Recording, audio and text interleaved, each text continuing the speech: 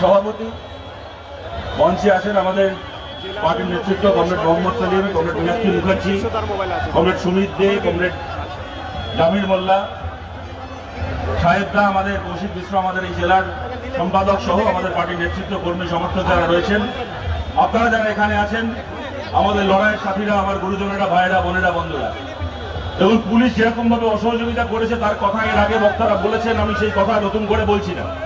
আমি খালি এইটুকু বলছি, হাজার চেষ্টা করেও, তৃণমূলের হাজার দালালি করেও পুলিশ পারেনি আমাদের সমাবেশকে আটকাতে। আপনারা সঙ্গে থেকেছেন বলে, যদি আপনারা সঙ্গে থাকেন, ওরা আজকে সমাবেশ আটকাতে পারেনি, কালকে বিধানসভায় যাওয়ার লড়াইও আমাদের ওরা আটকাতে পারবে না, যখন ওরা দালালি করবে। আমাদের রাজ্যে এখন রাজনীতির নামে কি হচ্ছে রাজ্য জুড়ে আপনারা দেখছেন। নরেন্দ্র মোদী এর আগে দেখিয়েছিলেন কিরকম ভাবে ধর্ম দিয়ে, কিরকম ভাবে মন্দির বানিয়ে রাজনীতি করতে হয়। অযোধ্যায় মন্দির তৈরি করেছিলেন, তো আরএসএস এর ওই একই পাঠশালা ছাত্রী মমতা বন্দ্যোপাধ্যায় যে কাজ আজ অব্দি বিজেপি কোনোদিন ভারতে করতে পারেনি, সরকারের টাকায় মন্দির তৈরি, সেই কাজ মমতা ব্যানার্জি করে দেখিয়ে দিয়েছেন পশ্চিমবাংলায়। একটার পর একটা, দীঘা থেকে শুরু করে রাজারহাট, সরকারের টাকায় মন্দির তৈরি হচ্ছে। আর ঘরে ঘরে বাংলার বেকার ছেলে মেয়েরা কি দেখছে?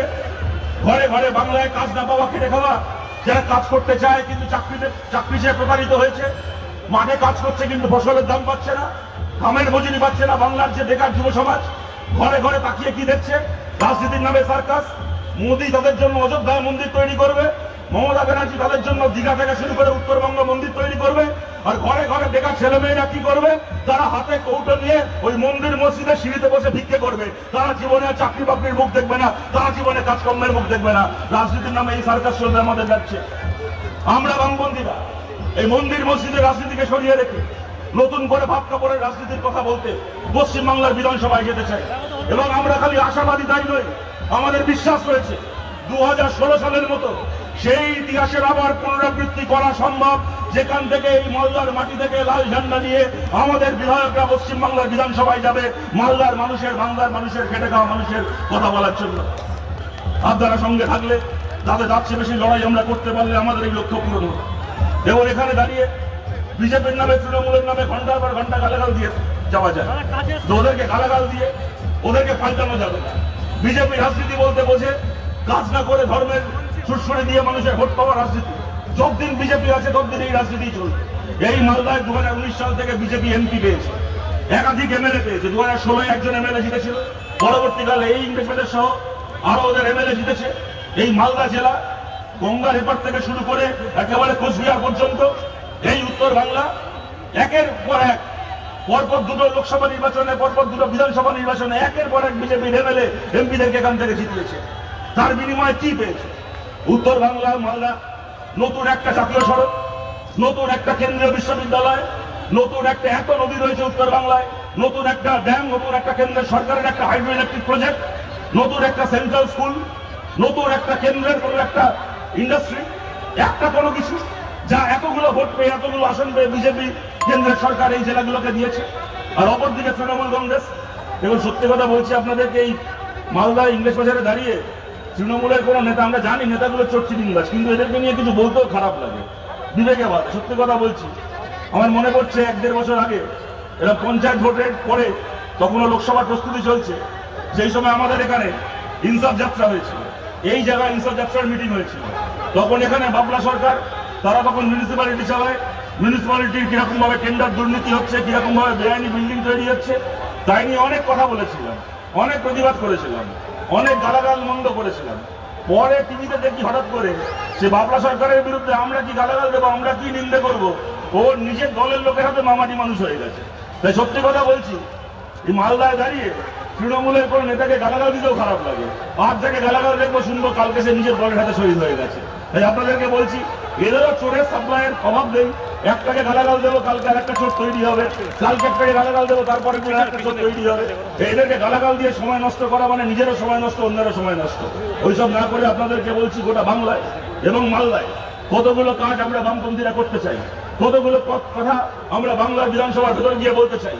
এখন দেখবেন মিডিয়ায় ন্যারেটিভ তৈরি করা হচ্ছে, কিছু আসন বামপন্থীরা লড়বে জোর দিয়ে, যাতে কিছু আসনে বামপন্থীরা জিততে পারে। যেন সুন্দর গেরো কাটিয়ে এরা বিধানসভায় যেতে পারে। কিন্তু আমরা বলছি এই বাংলার বিধানসভার ভোট আসছে, আমাদের লক্ষ্য কোনো শূন্যের গেরো ফেরো কাটানো নয়, এমন সংখ্যক বিধায়ক নিয়ে পশ্চিমবাংলার বিধানসভায় যেতে হবে যাতে সামনের 5টা বছর পশ্চিমবাংলাকে আমরা বামপন্থীরা পরিচালনা করতে পারি। এমন সংখ্যক বিধায়ক নিয়ে বাংলার বিধানসভায় যেতে হবে এবং সেই কাজ নিশ্চয়ই মালদা জেলার মানুষ আমাদের পাশে থেকে সেই কাজ করতে আমাদেরকে সাহায্য করবেন। আমরা চাই পশ্চিমবাংলার বিধানসভায় আইন পাস হোক, যে আইনের জোরে সমস্ত কন্ট্রাকচুয়াল চাকরি, কি সরকারি কি বেসরকারি, সমস্ত কন্ট্রাকচুয়াল চাকরিকে পার্মানেন্ট করা হবে। আপনারা যারা এখানে পুরনো মানুষেরা রয়েছেন, আপনাদের মনে থাকবে বরকত গনি খান চৌধুরী যখন কংগ্রেস সরকার ছিল আমাদের রাজ্যে, বরকত সাহেব সেই সময় বিদ্যুৎ দপ্তরের মন্ত্রী ছিলেন। বহু মানুষকে, এই মালদা জেলার বহু মানুষকে সেই সময় বিদ্যুৎ দপ্তরে কন্ট্রাকচুয়াল চাকরি দিয়েছিলেন। পরে বামপন্থী সরকার তৈরি হলো, বামপন্থী সরকার, জ্যোতিবাবুর সরকার সিদ্ধান্ত নিল সমস্ত কন্ট্রাকচুয়াল কর্মচারীকে পার্মানেন্ট করা হবে। এই মালদায় দাঁড়িয়ে বরকত গনি খান চৌধুরীর হাতে যারা যারা কন্ট্রাকচুয়াল নিয়োগ পেয়েছিলেন বিদ্যুৎ দপ্তরে, সেই প্রত্যেকজনের কংগ্রেস বাড়ির ছেলে মেয়ে, কংগ্রেস পরিবারের ছেলে মেয়ে যারা বরকত সাহেবের হাতে চাকরি পেয়েছিলেন, তাদের প্রত্যেকের চাকরিকে পার্মানেন্ট করেছিল জ্যোতি বসুর সরকার, পশ্চিমবাংলায় বামফ্রন্ট সরকার। আমরা দেখতে যাইনি কে কোন কংগ্রেস পরিবার থেকে এসছে, কে কবে আমাদের দুটো গালাগাল দিয়েছে, কবে আমাদের দুটো পার্টি অফিসে ঝামেলা করেছে, আমরা দেখতে যাইনি। একটা কলমের খোঁচায় সমস্ত কন্ট্রাকচুয়াল চাকরিকে পার্মানেন্ট করা হয়েছিল। সেই কাজ আমরা চাই পশ্চিমবাংলায় আবার করতে। গোটা বাংলা জুড়ে কি সরকারি কি বেসরকারি যে লক্ষ লক্ষ কোটি কোটি ছেলে মেয়ে আজ কন্ট্রাকচুয়াল কাজ করছে, কাজের কোনো ঘন্টা ঠিক নেই, সপ্তাহে 6 দিন 7 দিন কাজ, সারা বছরে কোনো ছুটি ছাড়া নেই, তাদের প্রত্যেকের চাকরিকে কন্ট্রাকচুয়াল থেকে পার্মানেন্ট করার আইন আমরা পশ্চিমবাংলার বিধানসভায় পাশ করতে চাই। পশ্চিমবাংলার স্কুলগুলোতে স্বচ্ছভাবে শিক্ষক নিয়োগ। আপনারা জানেন সামনের 100 বছর মমতা ব্যানার্জি মুখ্যমন্ত্রী থাকতে পারেন, সামনের 100 বছর শুভেন্দুর মতো চোর রাজ্যের বিরোধী দলনেতা থাকতে পারে, তাহলে সামনের 100 বছরেও পশ্চিমবাংলায় সরকারি চাকরিতে একটা স্বচ্ছ নিয়োগ হবে না। ওরা চুরি করেই যাবে, আমরা মামলা করেই যাব, আদালত রায় দিয়েই যাবে, আবার কিছু চাকরি বাতিল হবে, আবার নোটিশ বেরোবে, আবার নিয়োগ হবে, আবার চুরি করবে, এই করে চলতে থাকবে। দিনের পর দিন গালি, ওরা চুরি করে যাবে আর আমরা মিটিং মিছিল আর মামলা করে যাব, এই চলতে পারে না। স্বচ্ছ নিয়োগ করতে হবে পশ্চিমবাংলায়, স্বচ্ছ নিয়োগ করতে পারি একমাত্র বামপন্থীরা। আপনারা আমাদেরকে সেই দায়িত্ব দিন, আমাদেরকে সেই সুযোগ করে দিন।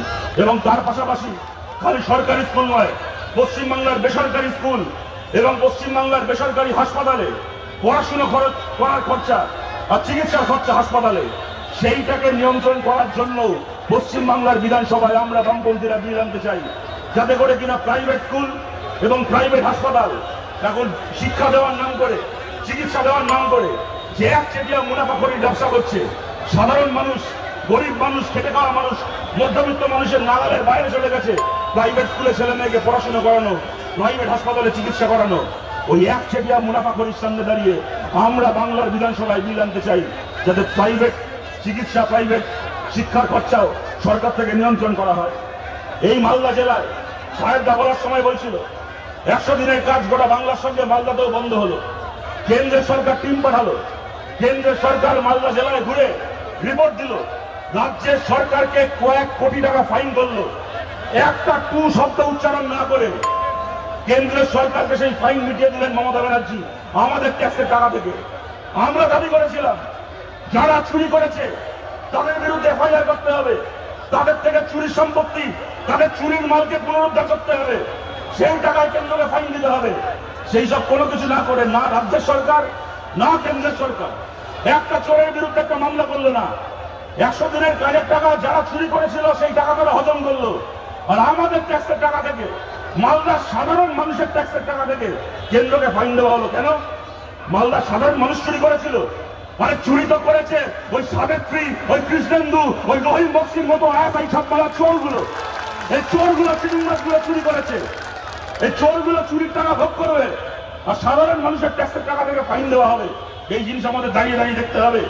আজকে আদালত রায় দেওয়ার পরও গোটা রাজ্য জুড়ে রায় দিল 100 দিনের কাজ চালু করতে হবে।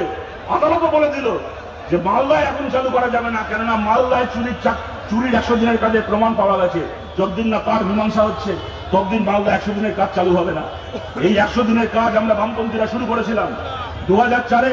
এই মোহাম্মদ সেলিম মঞ্চে বসে আছেন, মোহাম্মদ সেলিমের মতো আমাদের বামপন্থী এমপিরা গোটা বাংলা থেকে 35 জন জিতে গিয়ে গোটা দেশের 61 জন বামপন্থী এমপি পার্লামেন্টে জিতে গেছিলেন এই মোহাম্মদ সালিমদের সামনে, আমাদের নেতাদের সামনে, আমাদের এমপিদের সামনে, বাসুদেব আচার্যের সামনে, সোমনাথ চ্যাটার্জির সামনে, সুজন চক্রবর্তীদের সামনে থালায় সাজিয়ে দিয়েছিল কংগ্রেস।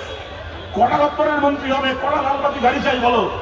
আমাদের এমপিরা দাঁড়িয়ে বলেছিলেন আমাদের লালবাতি গাড়ি লাগবে না, আমাদের কোনো মন্ত্রিত্ব লাগবে না, আমাদেরকে 100 দিনের কাজ দিতে হবে, আমাদেরকে রাইট টু এডুকেশন, শিক্ষার অধিকার দিতে হবে, আদিবাসী মানুষের জন্য জঙ্গলে জল জমির অধিকার দিতে হবে। তার বিনিময়ে আমরা সমর্থন করেছিলাম।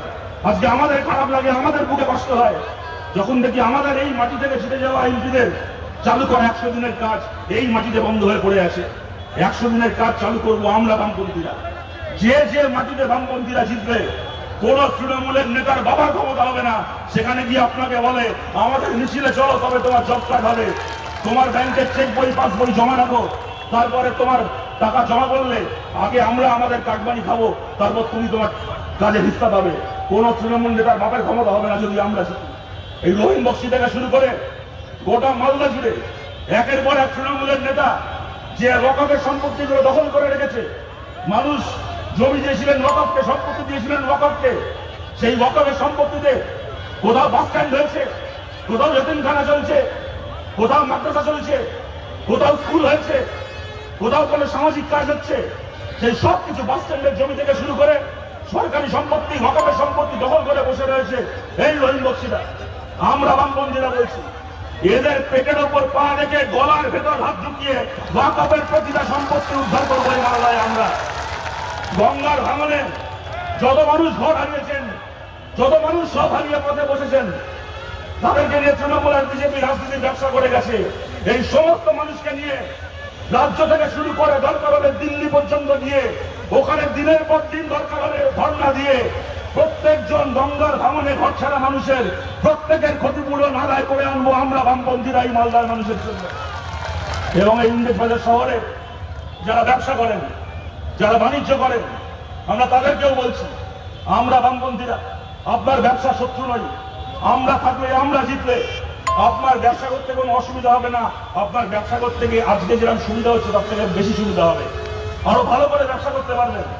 এখন এখানে যারা বিল্ডিং বানাচ্ছেন, মাটিতে ভিত করা হলো না, জমির প্ল্যান সেকশন হলো না, মিউটেশন হলো না, তার আগে স্কোয়ার ফুট হিসেব করে তৃণমূলের কাউন্সিলরকে আর থানায় টাকা পাঠিয়ে দিতে হয় স্কোয়ার ফুটে 100 টাকা করে।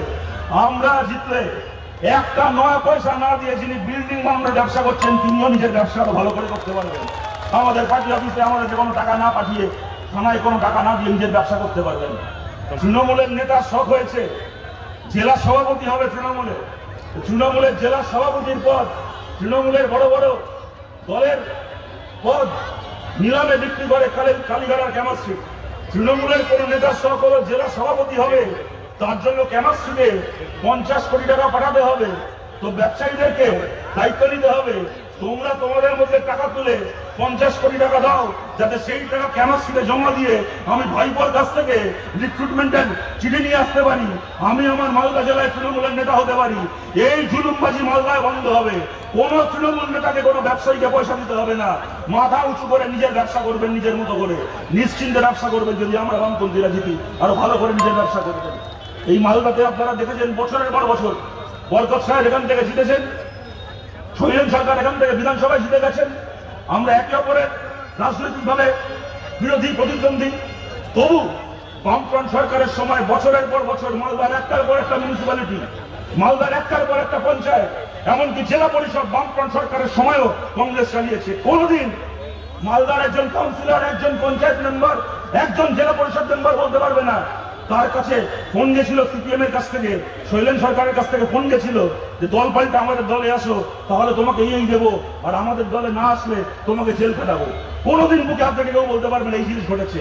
তাই কংগ্রেসের পুরনো সমর্থকদেরকে আমরা আবেদন করছি, যারা পুরনো কংগ্রেসের কর্মী আছেন, সমর্থক আছেন, তাদেরকে আবেদন করছি আমরা সেই দিন মালদায় ফিরিয়ে আনতে হবে। 2016 সালে একটা আসন যেটারই তৃণমূল এই মালদায়, তারপরও খালি আমাদের দল থেকে নয়, যে কংগ্রেসের ঘরে ওরা জন্ম নিয়েছিল সেই কংগ্রেসের বুকে ছুরি মেরে কংগ্রেসকে ভেঙেও নিজের দল তৈরি করেছিল, কংগ্রেসকে মালদায় শেষ করেছে। আপনাদের সবার কাছে আবেদন করছি এই দল বদলের রাজনীতি শেষ করে বামপন্থীদের পাশে আপনারা দাঁড়ান।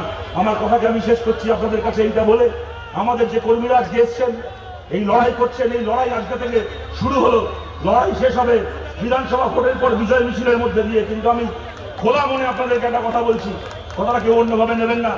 আজকের এই সময় দাঁড়িয়ে যেন আমাদের মধ্যেও কারোর মধ্যে এই মানসিকতা কাজ না করে যে পশ্চিমবাংলার হাওয়া হলো, অনেক জায়গায় আমাদের মিটিং মিছিলে লোক বেশি হচ্ছে, তৃণমূল গালাগাল খাচ্ছে, বিজেপিকে লোকে ভোট দেওয়া কমিয়ে দিয়েছে, তাই গোটা পশ্চিমবাংলার অন্যান্য জায়গায় আমাদের পার্টির ভালো ফলাফল হোক, তারপরে যখন আমাদের একটু চাঙ্গা হবো, পুলিশ আমাদের একটু ভয় পাবে, তৃণমূল বিজেপি আরো ব্যাক ফুটে যাবে, আমরা ভালো সংখ্যায় বিধানসভায় যাব, তারপর আমার এলাকায় আমি আবার ভালো করে নেবে নিজের এলাকায় জিতবো।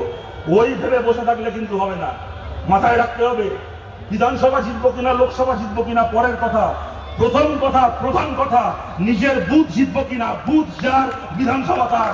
এই স্বপ্ন নিয়ে বসে থাকবেন না, এই স্বপ্ন থেকে বসে থাকবেন না যে আগে বিধানসভায় জিতবো তারপরে আমার বুথে জিতবো। আগে আমার বুথে জিততে হবে, যদি আমার বুথে জিতি তাহলে আমার বিধানসভার আসনে জিতবো, তাহলে বাংলার চাকা ঘুরবে।